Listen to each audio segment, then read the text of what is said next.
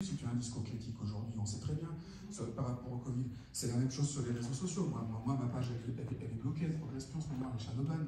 Donc il y a la tech qui a pris le pouvoir sur le média, et le média, au lieu de se défendre, parce que la tech maintenant, elle a pris une censure, donc le moyen pour les médias traditionnels, si vous m'entendez, de vous sauver, en réalité, les médias mainstream, eh ben, maintenant que la tech qui a pris le pouvoir sur le média censure, eh ben vous autorisez la pluralité des avis et des points de vue et redevenez neutre, média mainstream, parce que c'est votre seule survie. Sinon, eh ben, c'est ce qu'on fait là, la survie de l'information, parce que les gens vont toujours chercher à s'informer. Il faut croire que les gens vont accepter de vivre avec une seule source systématiquement qui se répète, c'est pas réaliste.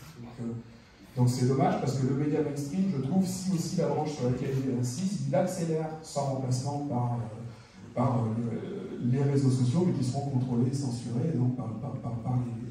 Donc ces GAFAM sont en train de tout bouffer. Et c'est ça, moi. Bravo.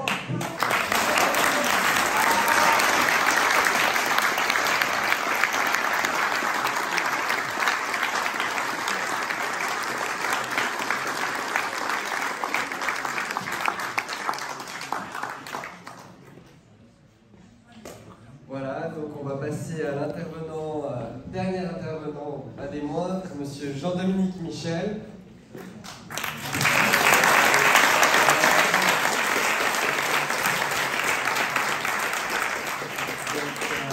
Pour le présenter, anthropologue médical suisse, expert en santé publique, membre du Conseil scientifique indépendant de la coordination Santé Libre France, concepteur de dispositifs innovants en santé publique, citoyenneté sanitaire et salutogénèse, programme corporatif, père aidance, collège de rétablissement, charge et mandat d'enseignement dans diverses universités et hautes écoles en santé, expertise méthodologique en planification sanitaire qualitative et santé institutionnelle, ancien secrétaire général de l'association Pro Mente Sana, consultant à la télévision suisse romande, que l'on salue.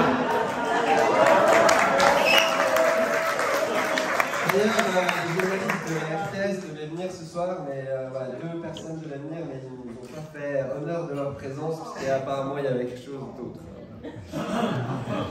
Mais pour la prochaine, on espère qu'ils viendront, ça serait cool. Donc, membre du comité de rédaction de la revue Dépendance Lausanne et éditeur de la revue en santé mentale Esprit, auteur de plusieurs livres et d'une trentaine d'articles en santé publique. Je lui laisse la parole.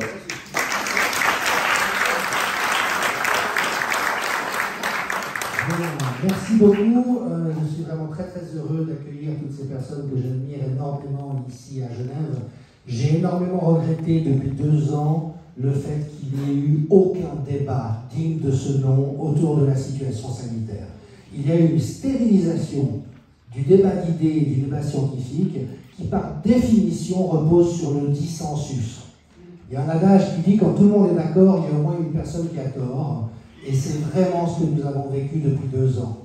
Et j'ai grandi dans une Suisse lointaine, mais qui ressemblait finalement assez à l'Allemagne de l'Est, dans une version bourgeoise.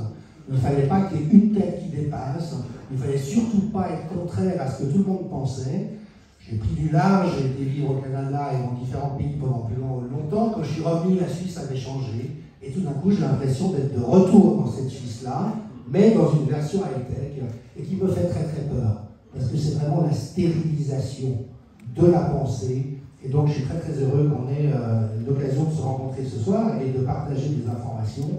Vous avez pu voir qu'ils sont peut-être très controversés, mais ils sont surtout très compétents. Et puis, ils ont une différence avec les autres, c'est qu'ils sont intègres. Yes.